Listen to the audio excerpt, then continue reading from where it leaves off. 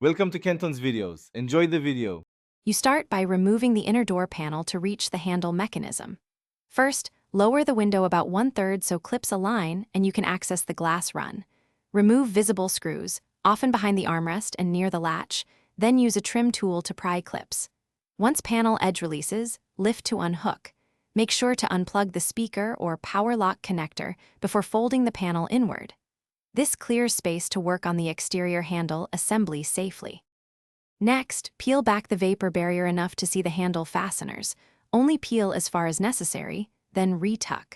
Identify and unclip the lock rod and central locking cable. Mark orientation with tape so reassembly is exact.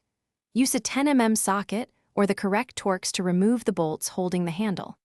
Once the last fastener is loose, hold the handle from the outside while you pull the rod out. This prevents the handle from falling into the door cavity and avoids scratching the paint. To remove the handle, push it outward while guiding the cables and rods through the access hole.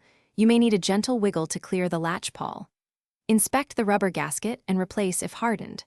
For reinstall, align the handle tabs into their slots, feed rods back to their clips, and start bolts by hand to avoid cross-threading.